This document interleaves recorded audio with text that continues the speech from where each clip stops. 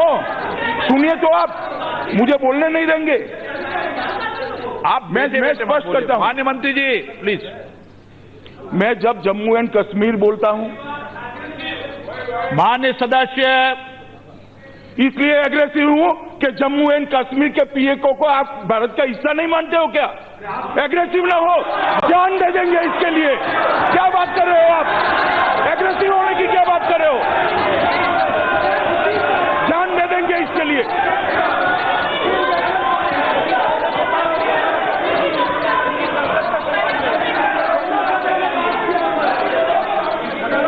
सभापति महोदय, मैं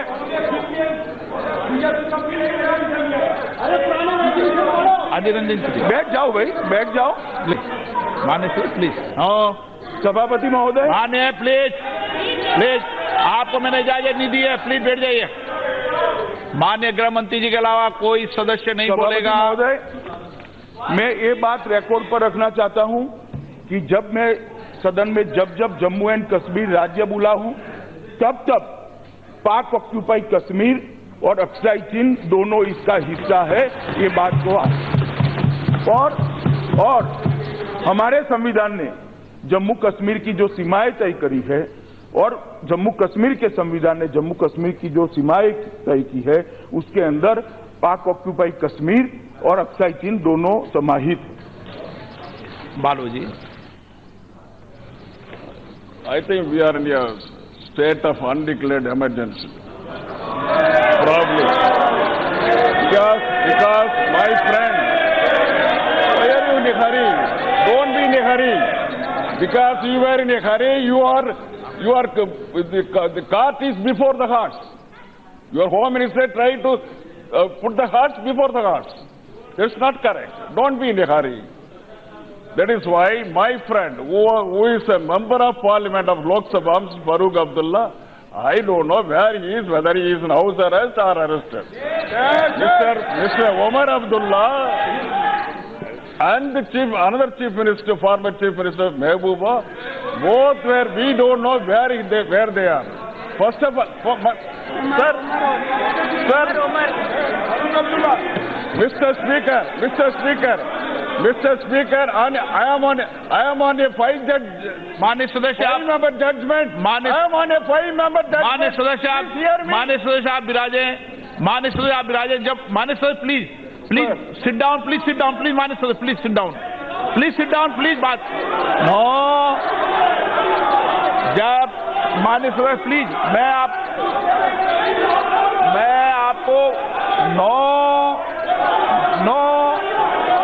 आपको चर्चा के समय, आपको डिबेट के समय पूरा मौका दूंगा। माननीय सदस्य, आप जो बोलना है बोलना, डिबेट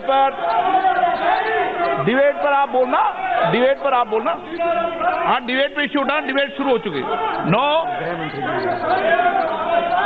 प्लीज अब माननीय गृह मंत्री जी बिल पर प्रस्तावना करेंगे। प्लीज आप डिबेट पर चर्चा करना, उस समय बोलना। आप डिबेट पर चर्चा होगी ना, जब बोलना ना आप जितना बोलना चाहे बोलने की परमिशन दूंगा डिबेट के समय। हाँ बोलने की परमिशन दूंगा डिबेट के समय। प्लीज बैठ जाइए। आपके सदस्य बोलेंगे डिबेट पर, आप भी बोल लेना।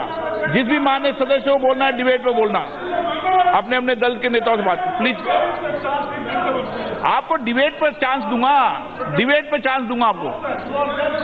नो, अभी बिल पर ऑब्जेक्शन नहीं, आप जनरल बात बोल रहे हैं। नो,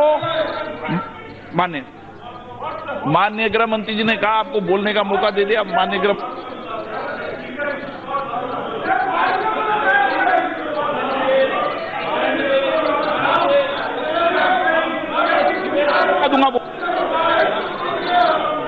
माननीय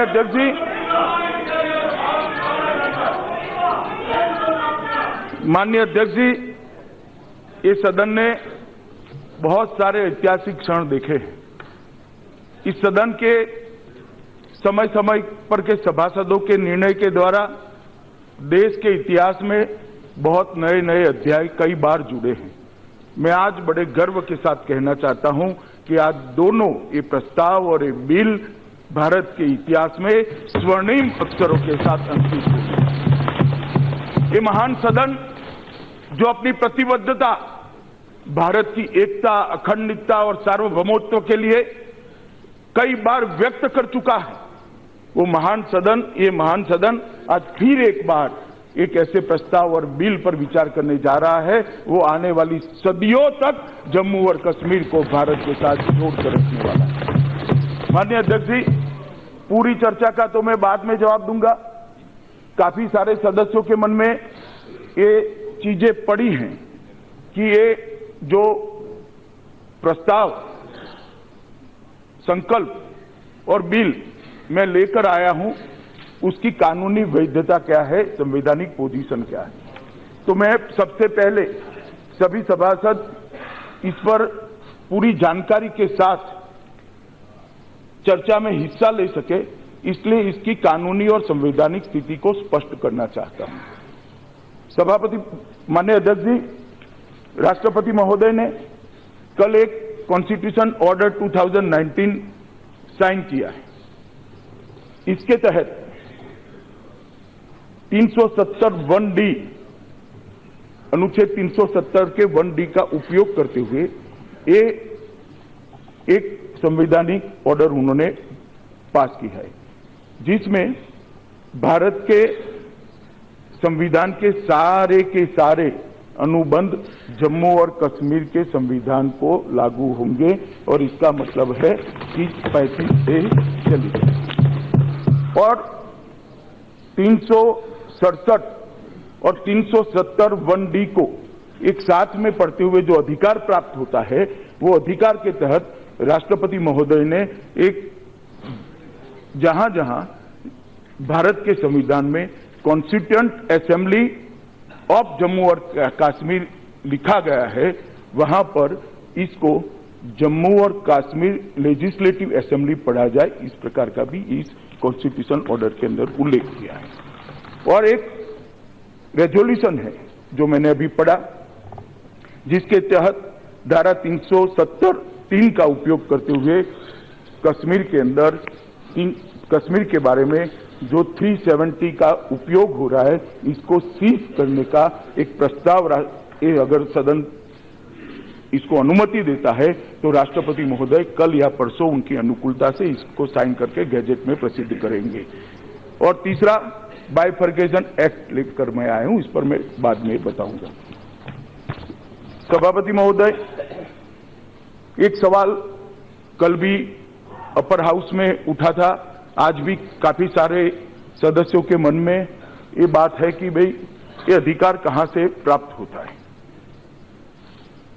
मैं सारे सदन के उपयोग के लिए आर्टिकल 370 जो है, आर्टिकल 370 की धारा 3 को पढ़ना चाहता हूं और सभी सदस्य इसको ध्यान से सुनिए।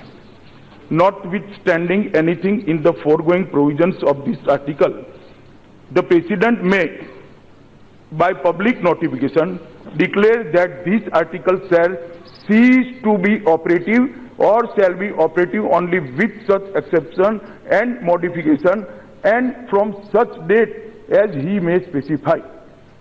राष्ट्रपति महोदय को अधिकार है एक नोटिफिकेशन निकालकर धारा 300 पढ़ता हूं, पर अरे बैठो लो, अरे पूरा सुनिए भाई, पहले सुनिए, बैठिए। आप जो पूछेंगे सब चीज का जवाब दूंगा। बालू साहब, मन में सोचते इस तरह से दुनिया नहीं चलती है, संविधान के हिसाब से चलती है। आप मुझे पहले सुनिए। सभापति महोदय, इसका मतलब ये होता है कि धारा 370(3) का उपयोग कर राष्ट्रपति महोदय 370 को सीज कर सकते हैं, संपूर्ण तरीके से सीज कर सकते हैं, ये इनका अधिकार है। मगर उसमें राइडर डाला हुआ है, provided that the recommendation of the constituent assembly of the state referred to in clause 2 shall be necessary before the President issues such a notification।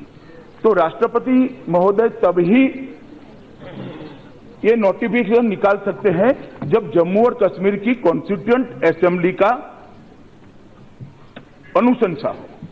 तो राष्ट्रपति महोदय के जो अधिकार है उस पर जम्मू एंड कश्मीर की कॉन्स्टिट्यूएंट असेंबली की अनुशंसा को बाद ही करने का एक राइडर संविधान ने लगाया है। अब मैं आता हूं मान्यवर कॉन्स्टिट्यूएंट असेंबली पर।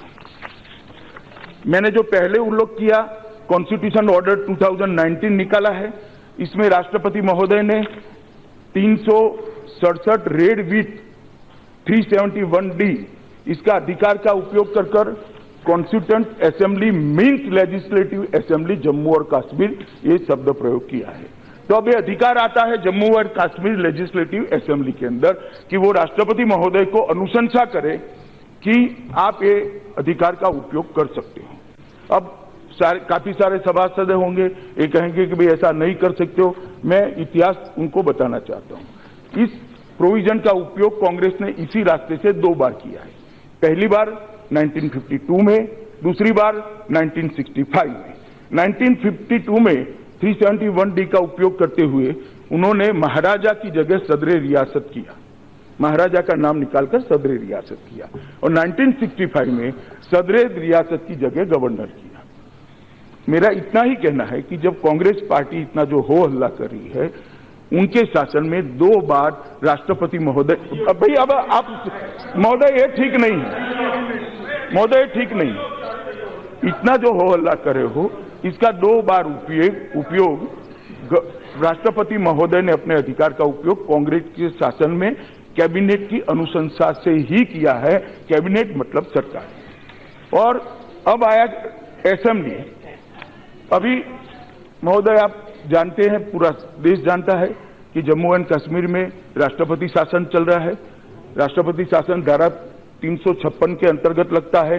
धारा 356(1)(b इसके हिसाब से असेंबली की पूरी सत्ताएं ये दोनों सदनों में निहित है। ये दोनों सदनों का जो भी अभिप्राय है वो ही असेंबली का अभिप्राय होता है। तो कल मान्यवर मैं राज्यसभा से अनुमति लेकर आपके सामने उपस्थित हुआ हूं और मुझे भरोसा है कि ये सदन धारा 370 हटाने के लिए अनुमोदन मुझे देगा। ये दोनों चीजें जो मैंने रखी है ये संविधान का किस अधिकार के तहत राष्ट्रपति जी ने और भारत सरकार ने ये संकल्प और ये बिल मैं लेकर आया हूं, इसको समझाने के लिए मैंने सदन के सामने रखा है। इस पर जो भी विवाद हो सकता है, जो भी आपकी तकलीफ हो सकती है, इसका जवाब मैं जरूर दूंगा, तसल्ली से दूंगा।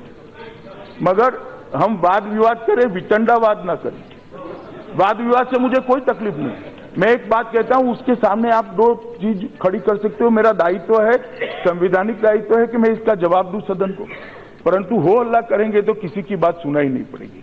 अब जहां तक बाइफर्केशन का सवाल है मान्यवर, बहुत समय से लद्दाख क्षेत्र की मांग थी कि वहां पर एक यूटी बनाया जाए। इसलिए ये मांग के तहत हम जम्मू कश्मीर में 2 यूटी लेकर आ रहे हैं। एक यूटी लद्दाख क्षेत्र की होगी जिसमें अक्साई चीन भी समाहित होगा, और वहां दोनों हिल काउंसिल जो बनी है वो चालू रहेगी, और हिल काउंसिल के अध्यक्ष को मिनिस्टर का दर्जे के साथ वो अपना कार्यभार, अपना एडमिनिस्ट्रेशन करते रहेंगे, जिससे स्थानीय नुमाइंदों की पूरी आवाज हिल काउंसिल के अंदर सुनाई देगी।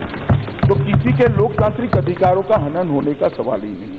और जम्मू कश्मीर यूटी बनेगी, वो बीथ असेंबली बनेगी, वहां एमएलए भी होंगे, वहां मुख्यमंत्री भी होंगे, वहां मुख्यमंत्री लोगों के द्वारा चुने हुए ही होंगे, और वो जम्मू कश्मीर के प्रशासन का डे टू डे काम करेंगे। तो एक दूसरा बिल मैं लेकर आया हूं कि 2 यूटी बनाए जाए, और इसका भी मैंने जैसे पहले आगे कहा कि जम्मू कश्मीर भारत का अभिन्न अंग है।